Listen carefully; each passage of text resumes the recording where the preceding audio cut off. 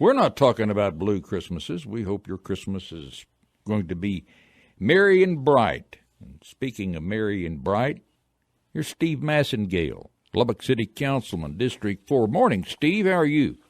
Good morning, Paul. Merry Christmas. How are you today? I'm good. Same to you. Listen, we had talked earlier in the week. What I'm trying to do today is talk to some of the community leaders about their most memorable Christmas. And maybe I've given you enough time to think about your most memorable Christmas gift. And this is the time, I think, as we grow a little bit older, we tend to reflect on things that happened earlier. What does Christmas mean to you, Steve? Well, Christmas just, to me, means giving and making it special for others. And I think that's where I was, after you asked me the question about what we would talk about today, and I was reflecting back on Christmases, you dig through those early childhood memories, but honestly, the ones that stick out are the ones that center around our daughter. And the Christmases we had with her, I think is what sticks out for me, Paul. Well, yeah, of course, I think that's all of us. It always involves family. Did you ever get something as a child or even as a young adult for Christmas that you treasure today or thought you'd never get? Yeah, I was trying to filter through those things. I'm blessed of what I've been given. I was thinking Glock, Ruger, but that's probably not it. It's probably, it's not a bad start, I'll tell you. I kind of like that angle. Not a bad start, Steve. In all seriousness, I remember getting this one particular bike for Christmas, and I must have been in third or fourth grade. It was a Huffy. And I just remember I remember getting the bike. I remember the morning that Santa left the bike. And, I think that was a special time. I think I've kind of always had a thing for bikes since then. I've actually had a thing for rolling stock. I've probably moved to four wheels rather than two wheels. But, yeah, me too. That was a special gift to me. It really meant a lot, and I really, really enjoyed it. I was looking at some of the closings of city offices, and you being on the city council, I note that city, county, state, and federal offices will be closed Friday, and the city of Lubbock offices will be closed tomorrow, Christmas Eve, and Friday, December 25th, of course, and then you won't reopen until Monday, December 28th. While I've got you on the phone, I'd like to ask you, how's the Citizens Tower working out? Well, Citizens Tower is working out quite well. I think everybody's moved in at this point, and I think generally the employees enjoy working over there, but it seems to flow. I think we'll look forward to when things can be open and people can flow through there without a mask or unrestricted, but it's served our building and development community well, those that interact with the city of Lubbock on a daily basis, and so we're pleased with it. Steve, you're not probably in the profile of people that are susceptible to COVID-19, but no, I got it, Paul. Oh, you've already got it and done with it, huh? Yeah, we got it over Thanksgiving, and I had a terrible spell with it. Really? Yeah, and that's the mystery part about COVID-19 is, I'm a runner. I generally stick to my fitness routine fairly diligently, but that didn't seem to have any impact on COVID. I went down, was extremely fatigued, and had serious fever for 10 consecutive days. Ouch. Well, if the vaccine becomes available to you in your age group, will you take it? Yes, I will. Okay. Well, Steve, appreciate it. I want you and your family to have a Merry Christmas. And yours the same. Well, thanks. And if you have a chance this morning, Eddie Dixon, of course, I think the world's greatest sculptor, is going to be on with us about shortly after 9:30. if you have a chance, make sure, because he's given me a hint of his favorite Christmas memory, and it's really great. funny. No, I'll leave it on streaming here in my office. Again, thanks for having me on, Paul, and you and your family and everybody over at KFYO. Merry Christmas and a Happy New Year. Thanks, Steve, very much. Steve Massengale, Lubbock City Council, District 4. Good morning to State Senator Charles Perry. Good morning, Charles. How are you this morning? Good morning, and those titles are overrated. Well, I tell everybody for several $1 million of campaigning and public humiliation and loss of all privacy, you too can get a shot at that title. Yeah, absolutely. If you think you like it, just come on in, huh? Yeah. Now, the state reps get a whopping $600 a month. What about the senators? Are they the senators get the same as the state reps, okay. And I remind people that the speaker and the lieutenant governor also get $600 a month. So, it's and my schedule's nuts, and you can't imagine what their schedules look like. It's definitely a service. Well, certainly it is. And the landscape is littered with people that have gone broke, serving their city or their county or their state. And, it's a tough deal. This next session has all the makings of people going broke and getting divorced every time we have the prospects of a lot of special sessions, which this one's shaping up to be. It really is hard on us guys that have a real career outside of the political world. It's tough to do that and make a living, too, in this day and age. I understand. Yeah. Believe me. As a city councilman, I made $25 a month. So, you didn't travel one day a week. I didn't spend my time on an airplane either, like you have to do. Charles, as we talked earlier in the week, we'll talk a little bit about Christmas, and I think it's a great time of year, my favorite time of year. It brings up some great memories, some great, some not so great. But when I called you and asked you to do this, I asked you to maybe recall your most memorable Christmas. How did that strike you? Well, it's hard to find one. I've been blessed that I don't have a bad Christmas in my memory bank. There was different ones for sure, but I'm going to be a little bit bigger, 10,000-foot view and hone in. But just as a background, I was raised with 4 other siblings, and my parents worked for the city. And one was a water meter reader, and one was a receptionist at the gas company. So there was not a lot of money. So my memories is not about presents, but back in the day when the only designer clothes you had to worry about was kids' tennis shoes and Levi's, because that's what everybody else had on. It wasn't really about the presents. But just to set the stage, we were kind of the Brady Bunch a little bit before there was one. We were yours, mine, and ours. I had a stepsister, half brother, and 2 other real brothers or sisters, as you would say. But so a lot of our Christmas experience was on the road, right? So we had to go to see the grandparents on one side, the grandparents on the dad's side, the grandparents on the step side. So we traveled quite a bit throughout the holidays, but that's not a negative. That's just kind of a large part of the days. But on gift giving, we'd have one on Christmas Eve, and we'd have one Santa Claus item on Christmas morning. So it wasn't really ever about the presents, but I guess if I had to nail down a couple of the present side, it was a 10-speed bike somewhere along the way. And it's the craziest thing you think about is dingo boots were a big thing, and when kids don't have those kind of things, those are big things. But I would say it this way, though. My dad would travel from Odessa to Abilene, where we would be in Abilene with my grandparents on Christmas. And I do remember one time a really bad ice storm, just a horrible ice storm, and we didn't know if he was going to make it in. And he showed up. It was late. Went out to his car, and there was so much ice on his windshield wipers, and the car, he had been driving with his head out the window, trying, because back then they didn't have the defrosters and things, but he made it in. So those kind of stick out in my mind. I think we can all relate to family and travel and doing some things.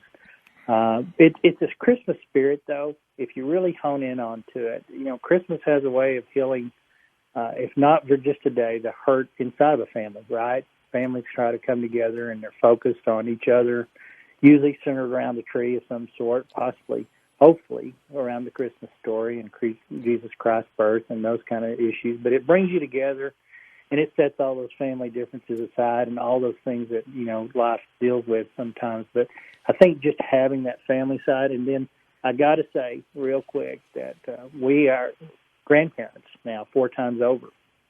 And this year it's a 2-year-old, 2.5-year-old, 2-month-old, and a 14-year-old. But we actually had Miss Claus and Mr. Claus, Santa Claus, come by and see them the other day at my daughter's house.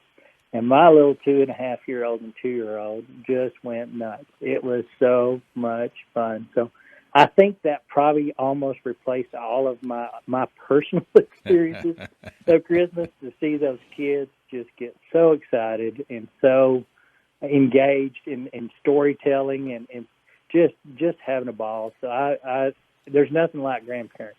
It's just, I've heard it for all my life, but I'm almost 59 next year, and this grandparenting is everything it cracked up to be plus. But I've got to say that's going to probably replace the memories of the past, so to speak, and make new ones every Christmas season going forward. Tell you something else today about the day and time in which we live. Charles, those great memories can live forever now that we have the technology. I mean, not very many people had a home movie camera back in those days, maybe an Instamatic or something.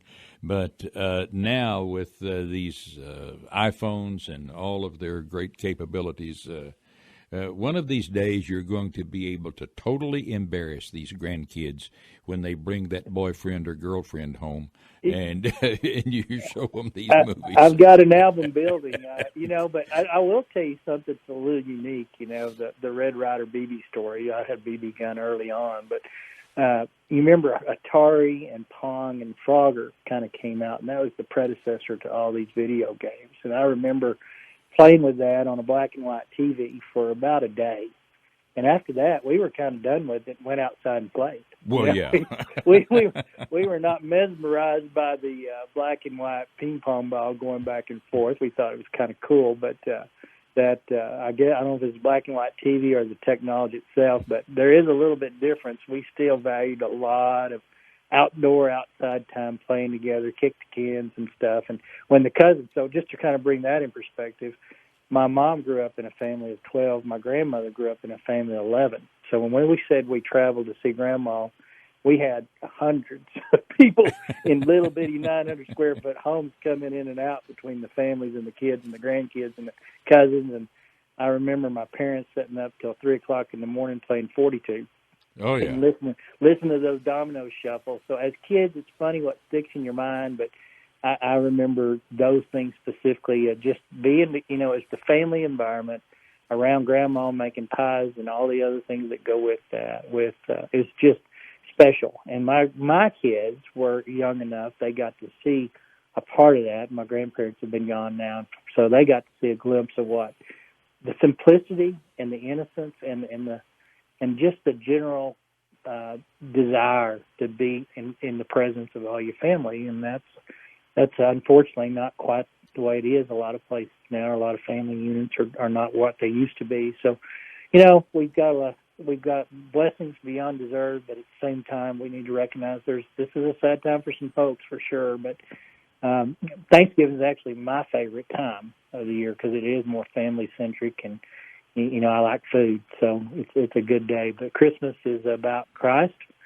And if your family centers around that concept, then I don't think you can have a bad Christmas experience. Absolutely. Charles, thanks. Great stories. You guys have a fun day today, and I didn't know you were 81. You said that yesterday. Yeah. I still wouldn't arm wrestle you, I don't think. Y'all have great blessings, and enjoy the grandbabies if you're fortunate enough to have been blessed by them. And if not, then, go encourage your kids to have some. It's the best gift I've ever got. So y'all have a good day. Thanks. Charles Perry, State Senator, Lubbock, Texas. Eddie Dixon is an amazing guy. Vietnam veteran, a California guy who wasn't born in Lubbock but got here as fast as he could. And just a tremendous guy, and probably one of the most talented men I've ever met. Started sculpting. He carved something, made something out of clay for his mom when he was a child, and it was amazing. Let's go to the phones and talk to the world's greatest sculptor, my friend Eddie Dixon. Merry Christmas, Eddie. How are you? Merry Christmas, Paul. I'm fine. How are you? Oh, and family. We're all better than we deserve, probably. I talked to you the other day. I wanted you to talk about your favorite Christmas memory, and possibly, I hope I mentioned it to you, maybe reflect a little bit on your most memorable Christmas gift. But let's talk about your favorite Christmas memory. Well, my favorite Christmas memory was the year my brother was exploring and got a flash of brilliance, and he decided to illuminate the rest of the family with it. He told me and my siblings that there's no Santa Claus because I know where they're hiding the presents. And he said they're hiding them in the closet, and if you think I'm lying, come down and see. I said I didn't want to see that because if you saw that, you couldn't unsee it. Well, yeah. And I didn't want to believe that. There was no Santa Claus. Yeah. And so as I sat there waiting for my parents to come and excise the house from this evil, he decided to share and illuminate them with his brilliance. Uh-oh. And they said, well, that's the end of that. Since you have all the knowledge, that's the end. I cried all Christmas because I wanted them to know that I wasn't an infidel. I was still a believer. You were hanging in like you were hanging on, huh? I was hanging in like I was hanging on. And I was traumatized from that. And I have been traumatized ever since. So on Christmas, I don't talk to my brother. I hope when you got older, you beat the crap out of him. Well, let me tell you something. He messed up my miracles of Christmas. I never got to see the reindeers running on the snowflakes, or I didn't even get to see the fat man come down my chimney. Those are things I wanted to see. Right. And he denied me of those things. That's terrible. That's my Christmas. But it's actually very funny.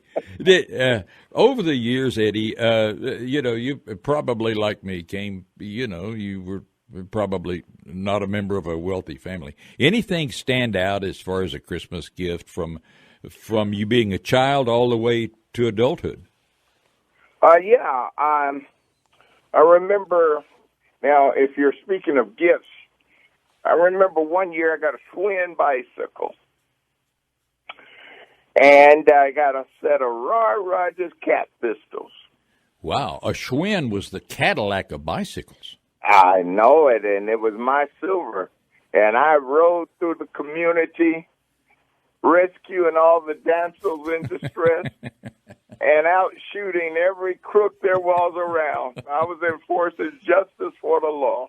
Man, but, thinking back over that, I was thinking how much my parents had to sacrifice to get us those things. Unbelievable, yeah. And it was absolutely amazing, especially in that day and time. So now, as Christmas rolls around, especially this year, you think of those poor homeless people that are the people that were not homeless last year, but they are this year. People that can't even pay rent. Those things bother me, and I kind of pine over it. I know we can't help everyone, but we can think about them and pray for them. Absolutely. It is a time of reflection, and for me personally, it's I try to make sure that I don't get the Christmas blues. It's hard to do because those days kind of sneak up on you all of a sudden, and sometimes it's tough to shake them. You were in Vietnam. Were you deployed to the point where you had to spend a Christmas overseas, Eddie? Oh gosh, yes. Yeah. I remember the year we finally got a chance to come into base camp. and we actually ate some real turkey. Wow. We actually got to eat real turkey, and we actually had a Christmas. It's absolutely amazing how important that day was to us, especially each day you didn't think you were going to see it, but see the next one. Right. And that was a very important day. And then I had the opportunity to see Bob Hope, would you believe? Wow. And it was a close opportunity because they asked us to escort him to the helicopter, and that was an honor, and it was a pleasure to be out there to actually see this. He made a lot of sacrifices as well. Certainly, I don't think he ever spent a Christmas at home. No, he was always on the road. Always on the road to entertain the troops, and I mean, for many, many years.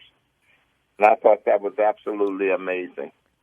I got to meet Lola Falana that year as well. Ooh, good for you. Well, that's a great Christmas.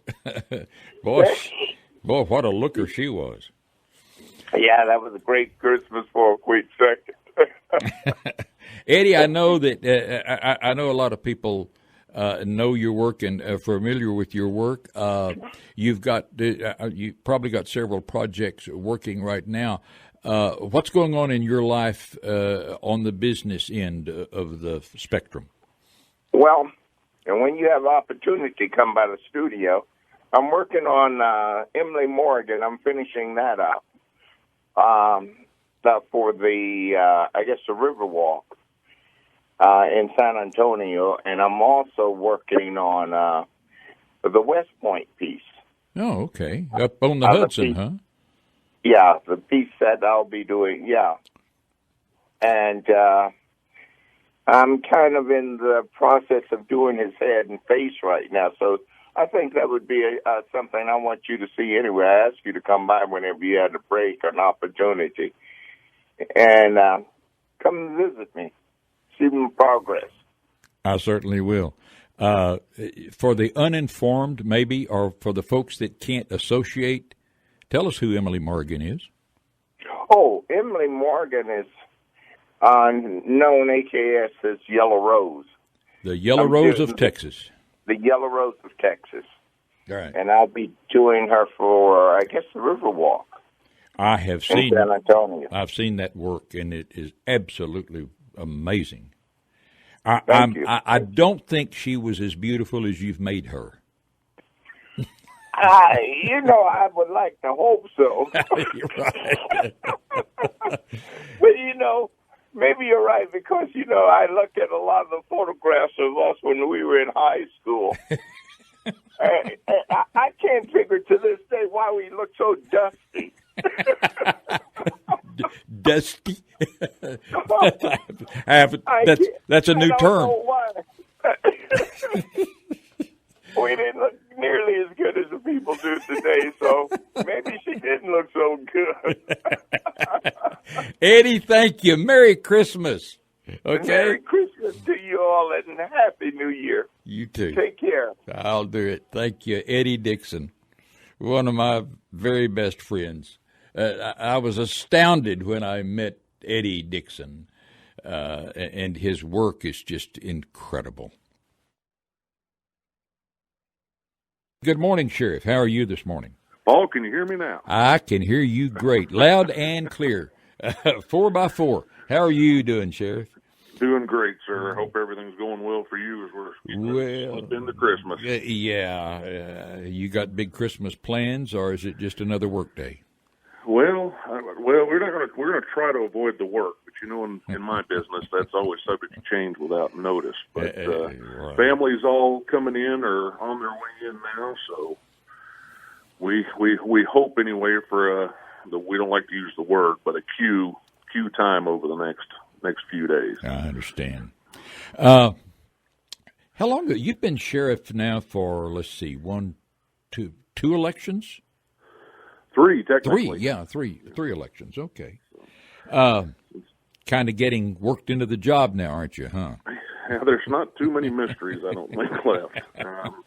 But we do, it's like I tell everybody all the time, especially our upcoming leaders, don't ever think you'll get to a point you can say you've seen it all, because you're going to get surprised. Absolutely. I'd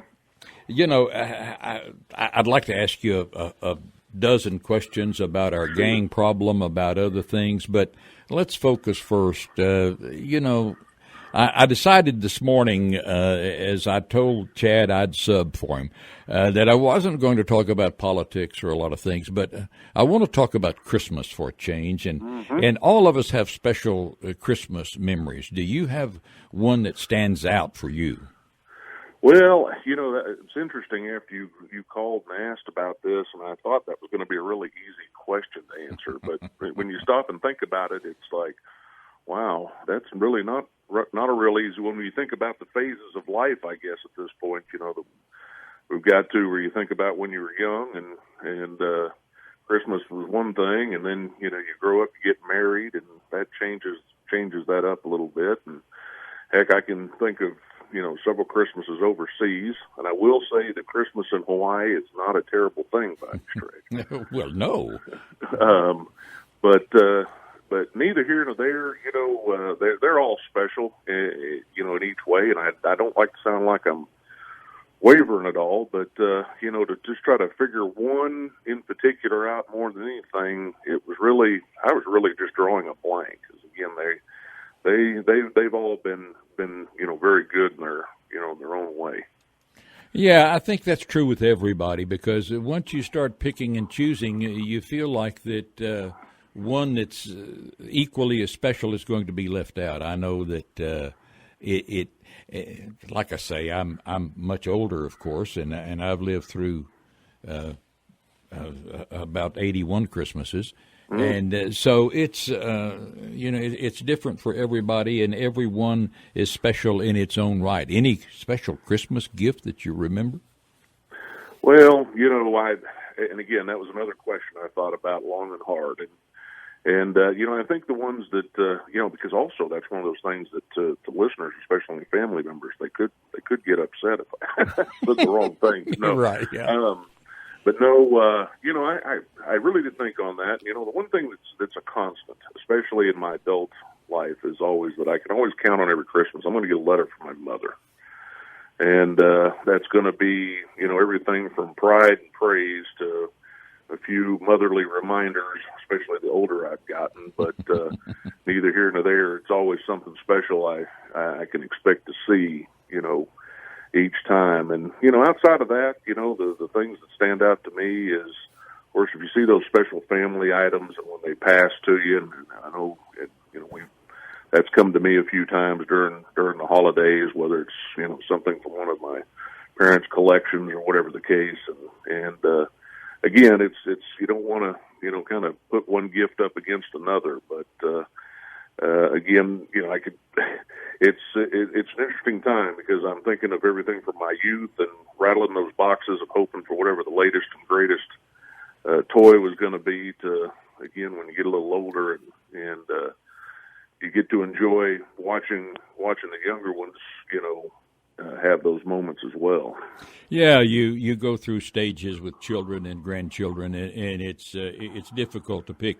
Sheriff, I drive around a lot, and I notice the expansion of not only the city of Lubbock, of course, which is amazing, but the expansion into the county.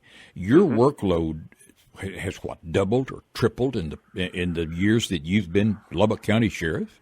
Well, it's hard to put a number to it, in the way we look, but you're absolutely correct. When you look at particularly what's happened out towards the west side, the growth has just been skyrocketing. And, when we find ourselves always in the conversation of, Lubbock has grown up and, particularly from the standpoint that, I'm responsible for, which is maintaining public safety. Those challenges have gotten greater and greater with each passing year. And I think we've done well to try to keep up with it. once we really kind of caught up to it initially, but, keeping up with it and watching to make sure we got deputies able to respond in a timely manner and address, citizens' needs as they arise is always the thing. But you're absolutely correct. Long gone are the days of two deputies out there 24/7, one on each side of I-27. Yeah, that's not going to cut it anymore, especially with the growth of some of our communities outside the city limits, like Shallow Water. I mean, it seems like the growth out there has just exploded. Wolforth is doing great, and a lot of times these communities have not been able to pick up enough police officers on their own to do the job that needs to be done. And, of course, then the Christmas season in the past, I noticed that your department has always been on extra patrol because of, especially this year, with all of the deliveries of Christmas gifts, people not wanting to go out and publicly shop and mail order, looking at theft deterrent by the deputies of the Lubbock County Sheriff's Office.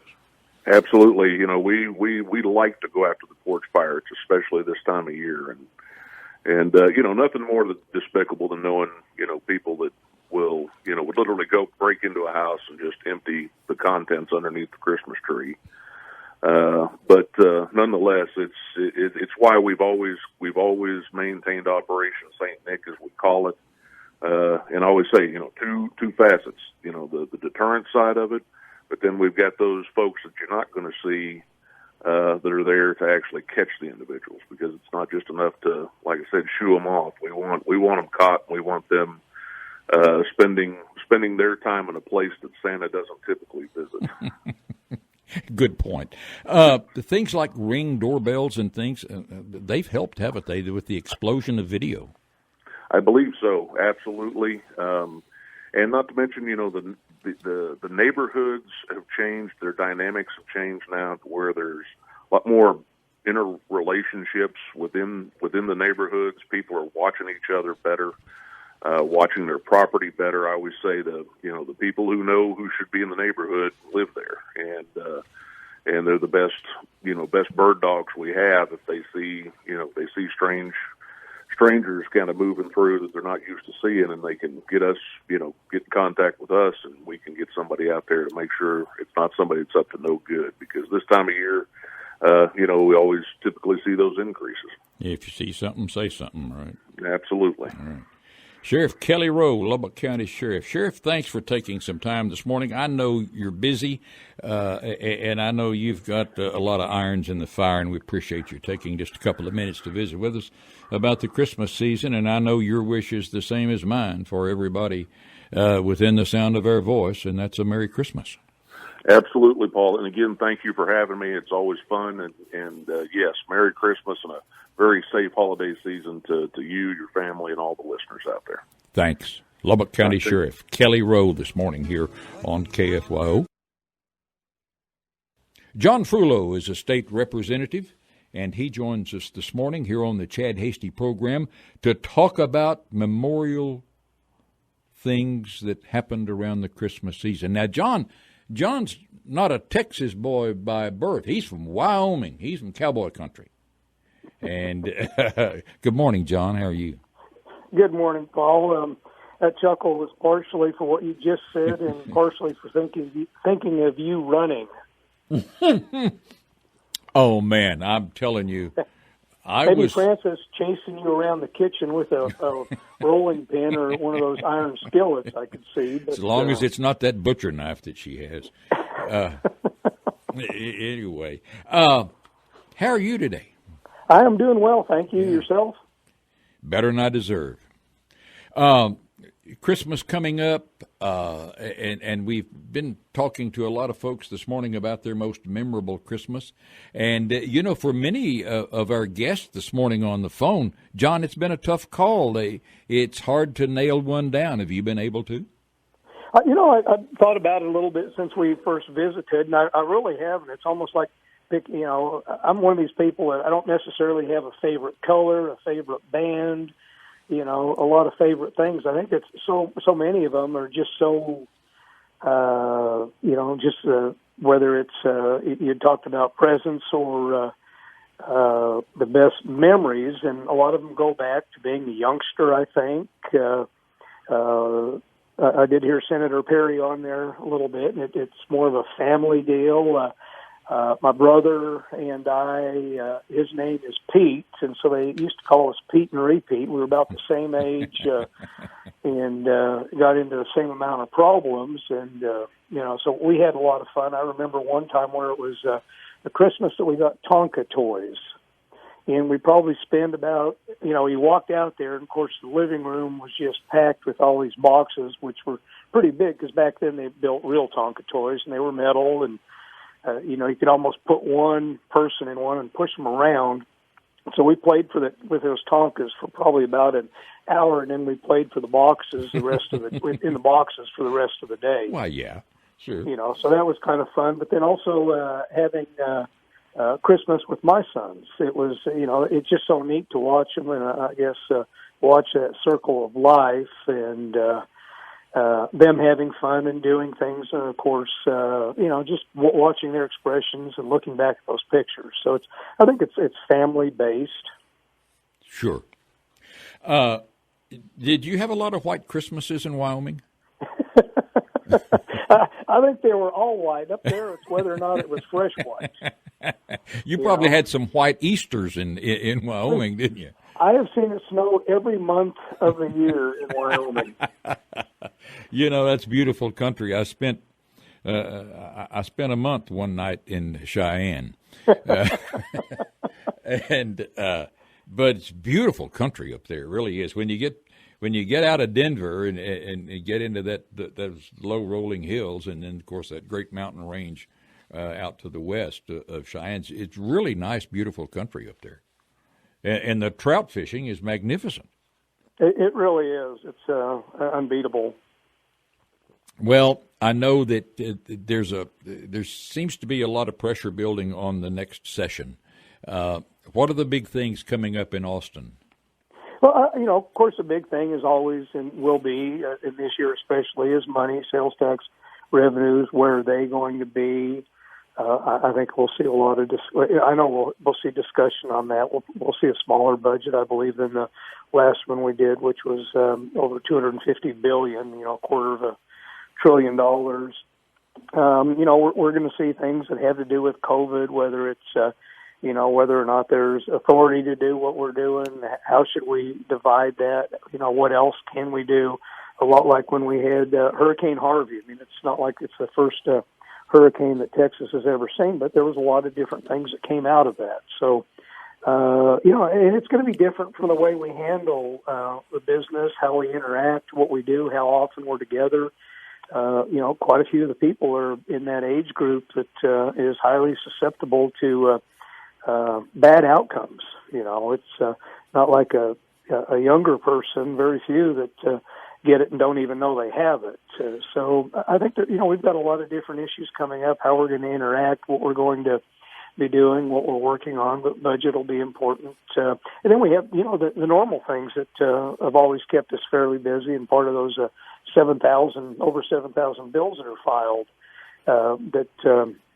I remember one time I was in a panel and somebody asked me, what's the most important bill you're going to deal with next session? And I said, well, it's the one that affects the person standing in front of me. Yeah, if you're a teacher, a retired teacher, you're concerned with the retirement plan. But if you're a road builder, you want to know what kind of budgets we're going to have out there for building roads. And so, the things that are important to each of us, much like Christmas, outside of the one big thing that should be real important to all of us, and we should all understand that, which I think we're kind of getting away from, is what's important to us individually.